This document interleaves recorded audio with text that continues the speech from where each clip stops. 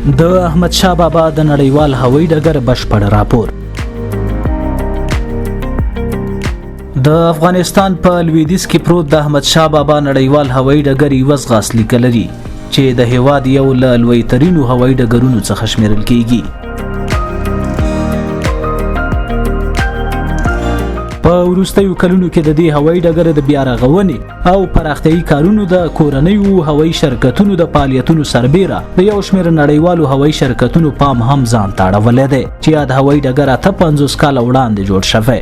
مګر په وروستیو کلونو کې د دې هوایی ډګر د نړیوالو معیارونو د تجهیز کولو لپاره هڅې پیل شوې دي. د احمدشاه بابا نړیوال هوایی ډګر د هیواد یو له پخوانیو هوایی ډګرونو څخه دی چې په 10200 جریبه ځمکه کې جوړ شوی او د ښار جنوب لور ته په دامان ولسوالۍ کې موقعیت لري چې د سمندر له سطحې 1019 متره لوړ دی. دغه هوایی ډګر په 1980 کلونو کې چې د 1442 لمریز کال سره برابر دی د محمد ظاهر شاه د واکمنۍ پر مهال رامنځته شوی چې د متحده ایالاتونو د نړیوالې پراختیايي برنامې له لوري د 3500 متره په اندازه ورته ځغاسلیکه جوړه شوه. د افغانستان جمهور رئیس محمد اشرف غنی 2 کال وړاندې کندهار ته د سفر پر مهال یاد هوایی ډګر رسما د احمدشاه بابا د هوایی ډګر په نوم کړ. د 1980 کلونو د جګړو په جریان او په 2000 کال کې د متحده ایالاتونو د هوایی بریدونو پر مهال یاد هوایی ډګر سخت زیانمن شو.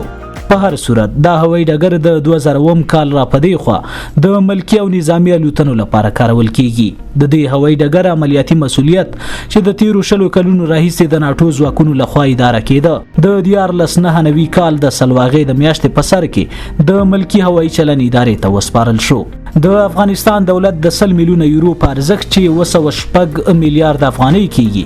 دغه هوایی ډګر د جوړولو پراختیا او عصري کولو لپاره 25 پرمختیايي پروژې پلي کړې دي. دغه هوایی ډګر کې د یوې ځغاسلیکې رامنځته کول په اوږدوالي د 3200 متره او په عرض د 45 متره چې 23 رمپونه، 2 ټاکسوې، اپرون ټاور او یو ترمینل چې په ورته وخت کې د کورنیو او نړیوالو الوتنو لپاره کارول کیږي.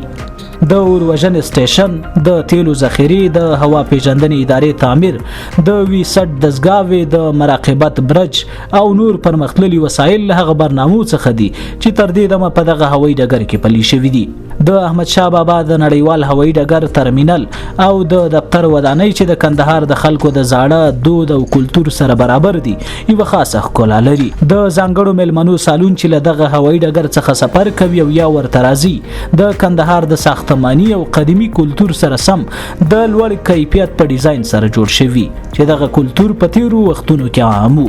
د احمدشاه بابا نړیوال هوایی ډګر د پراختیا لپاره هڅې د مناسب هوا د شرایطو لامل دي چې د کال په جریان کې یوازې یو میاشت د وریځو هوا لري چې د ځینو کورنیو او نړیوالو هوایی شرکتونو د احمدشاه بابا هوایی ډګر کې د پانګونې او ترې د الوتنو کولو او ورته د راتللو توجه ځان ته راجلب کړې ده.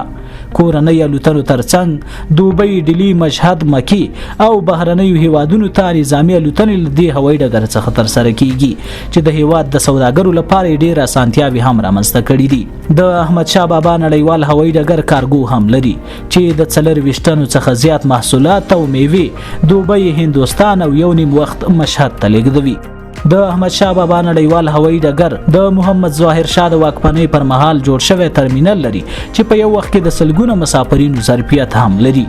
په نږدې راتلونکي کې به 2 نوي ترمینلونه د کورنیو او بهرنیو مسافرینو لپاره او ترڅنګ یو کارګو د تجارتي مالونو لپاره په دې هوایی ډګر کې جوړ شي چې د ملکی هوایی چلن ادارې د عملیاتي معاینیت د نظارت لاندې د امکان سنجونې مطالعه جریان لري. د دې ترمینل د جوړولو لګښت د امریکا د متحده ایالاتونو د نړیوالې پراختیايي ادارې USAID لخوا ورکول کیږي. په دې هوایی ډګر کې سرحدي پولیس، انټرپول پولیس، ملي امنیت، جرایم سنگین، ګمرک،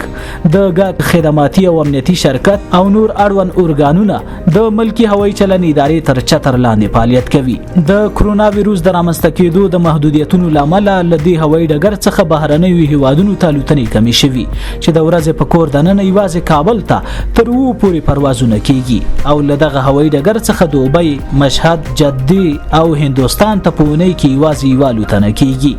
په تیر 1993 کال کې له دې هوایی ډګر څخه په نړیواله کچه 122 الوتنې او په داخلي کچه 1110 الوتنې شوې دي.